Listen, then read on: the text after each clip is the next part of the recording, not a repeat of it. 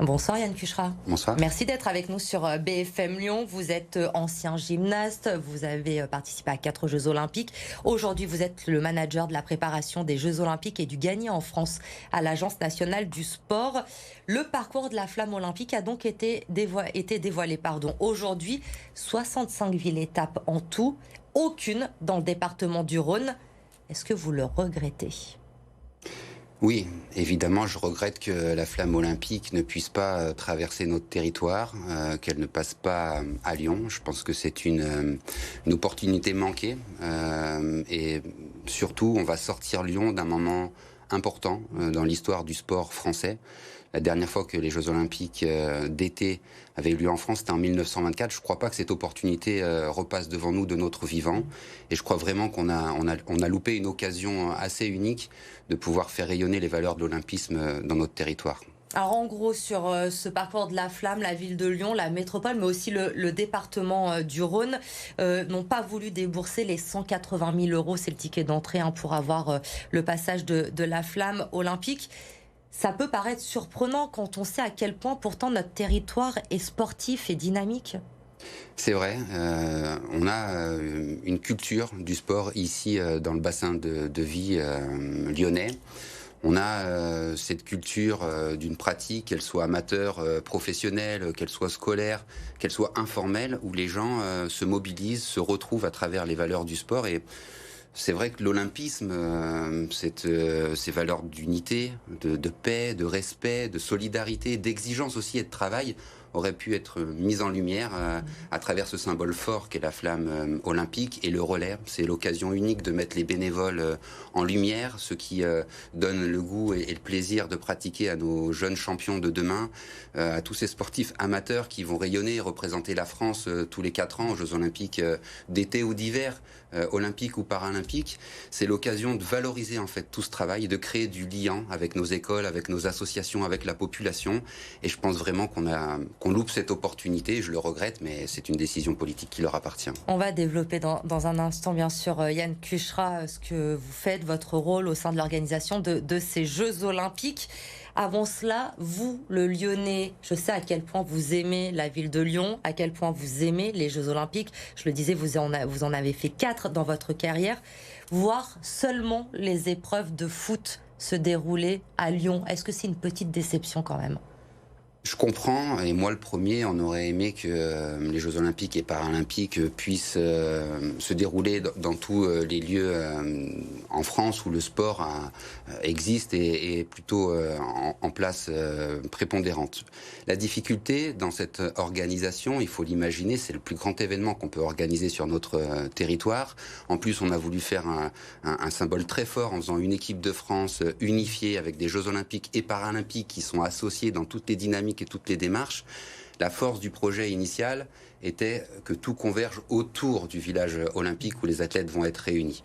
Et il y a comme ça, parce que c'est nécessaire d'aller faire la voile à Marseille, le surf à Tahiti, le tir à Châteauroux, quelques situations... Ça parce que quand on voit à Lille, par exemple, j'ai rien contre nos amis lillois, je veux pas me faire d'ennemis ce soir, ils ont le basket, le hand, le foot, ils en ont un peu plus que nous quand même. C'est vrai, et j'aurais été de ceux qui auraient aimé aussi voir le basket ou le hand à Lyon, très clairement, dans cette nouvelle arena. J'ai eu l'occasion de le dire, mais c'est pas quelque chose qui nous appartient. C'est les équipes de Paris 2024 qui ont fait des choix stratégiques par rapport à une organisation gigantesque, et on a quand même la chance d'avoir du football ici à Lyon, et en plus du football féminin avec l'équipe de France qui va jouer les premiers tours à Lyon, et on aura à cœur de les supporter. Mais je crois que les Jeux de Paris, ça doit être les Jeux de la France, ça doit être l'occasion vraiment de replacer le sport au centre de notre société. C'est une opportunité qu'il ne faut pas louper. Alors je le disais, vous travaillez au sein de l'Agence nationale du sport justement pour préparer ces Jeux Olympiques. Quelle est votre mission exactement ? Je suis à l'interface de plusieurs acteurs. Je suis au centre des institutions sportives pour essayer de coordonner leur action, pour accompagner les performances des équipes de France. Au quotidien, il ne faut pas se tromper, c'est l'athlète avec son entraîneur qui travaille ardemment, c'est eux qui vont produire la performance. Mais à l'Agence nationale du sport, l'objectif est de leur trouver des solutions adaptées aux différentes problématiques qui sont les leurs. Et dans ce cadre-là, j'essaye de travailler sur les gains marginaux, sur l'avantage maison de pouvoir jouer ces jeux Jeux à domicile. Et donc les accompagner sur tous les petits plus qui, mis bout à bout, peuvent faire la différence.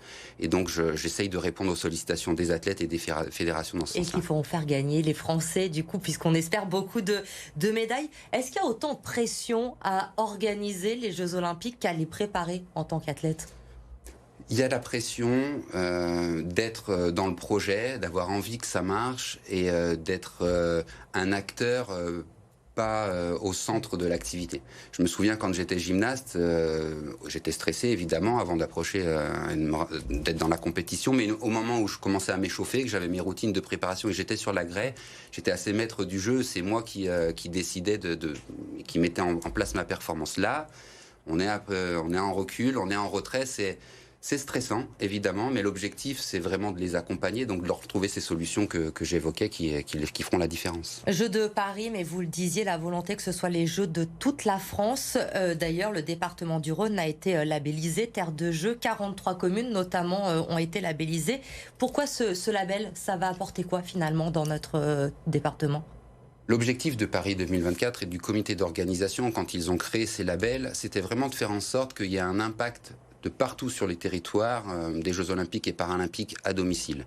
C'était un moyen de dynamiser ces territoires, de raconter des histoires autour des Jeux, de mobiliser les gens sur ce sujet phare que sont les Jeux Olympiques et d'essayer justement de créer des interactions au niveau scolaire, au niveau associatif, d'essayer de mettre en valeur tout ce que les Jeux représentent en fait. Alors on le sait, pour la Coupe du Monde de rugby à la rentrée prochaine, la Nouvelle-Zélande installe son camp de base à Gerland, l'Italie à Bourgoin-Jallieu. Est-ce qu'on peut espérer voir des délégations olympiques venir aussi dans la métropole lyonnaise pour préparer ces JO ? Oui, c'était une volonté très forte à l'époque, quand j'étais encore en responsabilité au sport, de faire en sorte que Lyon puisse accueillir des délégations françaises et internationales pour mettre en valeur ce savoir-faire lyonnais. On a la chance d'avoir des installations de grande qualité, des sportifs qui vont aller chercher des médailles aux Jeux, un territoire quand même assez incroyable. C'est un condensé de l'art de vivre à la française, donc c'est aussi quelque chose à mettre en avant quand on dialogue avec les nations étrangères. Et j'espère vraiment qu'on aura un certain nombre de délégations françaises et étrangères qui viendront découvrir la ville de Lyon et plus largement son bassin de vie. Et on a évidemment aussi pas mal d'athlètes lyonnais qui seront présents pour ces Jeux Olympiques et Paralympiques l'année prochaine. On a des chances de médailles ici à Lyon ? On va en ramener ? J'espère, et des nombreuses, évidemment. Ce qui est bien dans le sport, c'est que c'est jamais écrit à l'avance. C'est-à-dire qu'on a aujourd'hui des personnalités publiques très reconnues, des champions olympiques comme Hugo Boucheron, Mathieu Androrias pour l'aviron, Mélida Romer-Bichon qui avait fait aussi sa médaille aux Jeux de Rio, Maxime Thomas, para-tennis de table. Donc on a des personnalités qui sont en capacité de faire la médaille. Ils ont déjà prouvé qu'ils savaient la faire. Mais on a surtout des jeunes générations qui peuvent se distinguer. Et c'est ça la beauté du sport, c'est ça la beauté des Jeux, c'est que c'est pas écrit à l'avance. C'est pour ça que dans ma mission, avec les maisons régionales de la performance, avec le dispositif Gagnant France qui travaille vraiment dans le graffin des actions supplémentaires à mettre en place, on essaye de les mettre dans les meilleures conditions de réussite. Et on espère évidemment les retrouver fin de l'été prochain, 2024, avec plein de médailles, nos athlètes lyonnais. Merci Yann Cucherat d'avoir été notre invité ce soir sur BFM Lyon.